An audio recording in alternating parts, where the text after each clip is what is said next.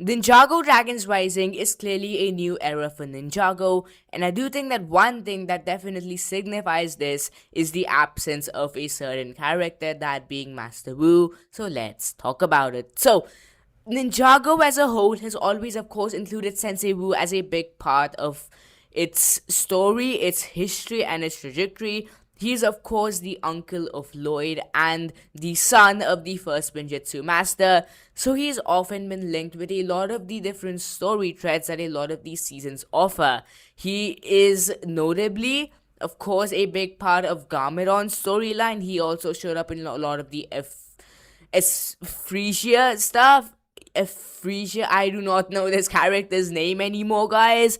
But I guess the point here is that Master Wu's, of course, always been a solid presence in the show, and he is, of course, also the master of the ninjas. All six of the original ninjas only became a team because Master Wu himself sought after them, he trained them, he taught them, and he still continues to teach them to this very day. Though it is clearly not physically anymore, it's through flashbacks.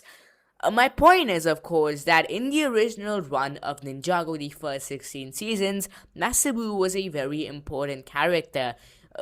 All of the reasons I've told you guys before and this new one are, of course, going to be a big part of it, but the new one, of course, was the fact that, in my opinion, Ninjago was just kind of afraid of making any change to its overall core team. Master Wu, by the end of the show, really was taking a big toll on the story. He was not necessary anymore, I guess is what I mean, which leads me to the Ninjago Crystallized problem. Ninjago Crystallized was, of course, meant to be the end of the Ninjago show, and with that, there was a certain scene in about the halfway point of this season where Master Wu fights the Overlord, and this happens. This, I believe, is when Master Wu was actually supposed to die in the original show, and that would lead to a much more darker and a more mature storyline for the rest of Crystallized. However, of course, Master Wu just lights himself back up, and this does not happen. And I think this is what actually leads to a lot of the problems and criticisms that Ninjago Crystallized faces. The writers were too scared of going anywhere risky with the season. They wanted a good ending for everyone, and in doing so, they just ended up creating a boring ending, which kind of satisfied no one, in my opinion, except for, of course, a few people who love all good stuff. But at least me personally, guys, I was not a big fan of the Crystallized ending, and that, of course, brings us to Dragons Rising, because Dragons Rising makes a lot of changes to the Master Wu character, and we have to talk about it. Firstly, they kill off Master Wu. And I count this as killing them off because in 4 seasons of Dragons Rising, guys, we have not seen him physically, at least, yet. We've seen him in a ghostly form, we've seen him in a sprite ball form, we've seen him talk to the other ninjas, and we've even seen him in flashbacks, but we haven't seen him physically yet. And of course, apart from this, Dragons Rising also separated all of the ninjas. They created the merged lands. My point, of course, was that Dragons Rising was willing to take the risk that Ninjago Crystallized could not take, which was changing up the ninja teams a little bit. Of course, they introduced new ninjas into the show, but even ahead of that, they killed off Master Wu, and Master Wu is clearly not meant to be part of this show anymore, which was just really powerful in my opinion. Now, him not being part of the show, of course, doesn't mean he doesn't have presence in it, apart from, of course, the fact that he is still a ghostly form of presence in the show. Master Wu is a big part of the story they're telling here. Master Wu caused the merge. Master Wu is trapped by Lord Raz. And I think that is really important, and we need to keep that in mind when we talk about this character in the context of Dragons Rising. They managed to find a middle ground where they don't keep him physically alive and just forcing himself into the path of every Ninjago story, but they also do not,